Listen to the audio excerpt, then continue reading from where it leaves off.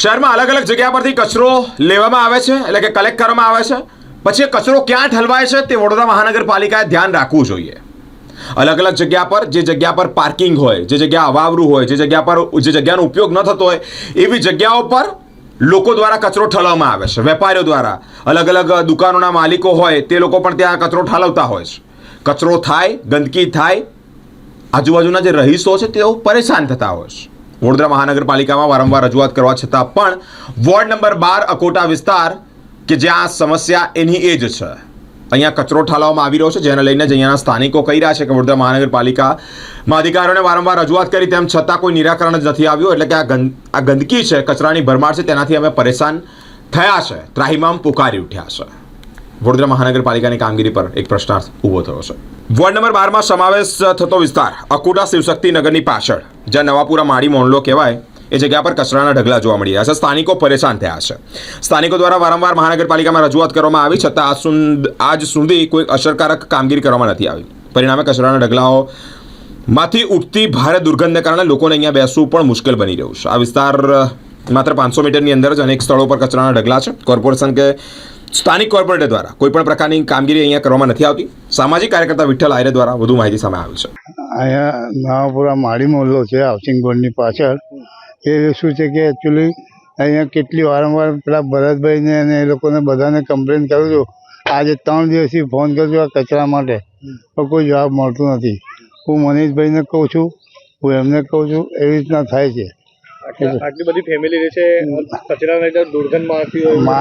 દુર્ગંધ તો કેવી રાતે અહીં બેસીએ ને તે કાલે મેં 2 ઠેલા અહીંયા લાવ્યા કૂતરો પકડે, તો મેં જાતે ઊંચકીને બહાર ત્યાં ફેંક્યા દૂર. એટલી બધી બેસવા જેવું નહીં રહ્યું. અમે કચરામાં ગંદકી થતી હોય. હા, કચરામાં ગંદકી થાય છે. બધું બહુ કૂતરાઓને આ બધું ખેંચી નાખે છે લાવીને ખાવા માટે. પાલિકામાં રજૂઆત કરી છતાં કોઈ સાંભળતું નથી. શું માંગ શું છે? કઈ નહીં સાહેબ, આ કચરાને કઈ બંદોબસ્ત થાય, નિકાલ બહુ સારું. શું નામ તમારું? યાસીનભાઈ. કુશલભાઈ, કઈ જગ્યા છે અને શું અહીંયા શું તકલીફ છે? આ વોર્ડ નંબર 12માં આવેલો શિવશક્તિ નગરની બાજુમાં નવાપુરા વિસ્તાર આવેલો છે. તમે જોઈ શકો છો કે અહીંયા ઢગલો કચરો પડ્યો છે.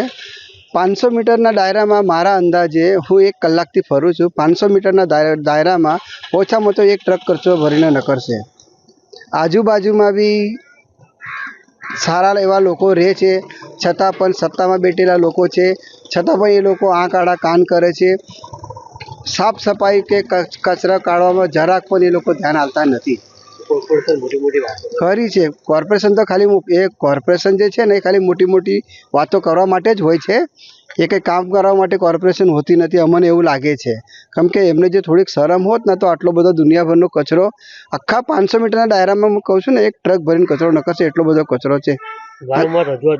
કરી છે સ્થાનિક લોકોએ બી રજૂઆત કરી છે, નગરસેવકોને રજૂઆત કરી, છતાં પણ નગરસેવકોનું બી અધિકારીઓ પર દબાણ રહ્યું નથી. એટલે અધિકારીઓ પણ એ લોકો કામ કરતા નથી. અમને ખબર છે કે ભલે નગરસેવકનું શું સાંભળવાનું. હવે 2-3 મહિના માટેના મહેમાન છે, કદાચ 2-3 મહિના પછી કદાચ એમનો નંબર નહીં બી લાગી શકે, એવું બની શકે છે. એટલે કદાચ એ લોકો બી ધ્યાન નહીં આપતા અને પેલા જે સેવકો છે સેવકો બી ધ્યાન નહીં આપતા.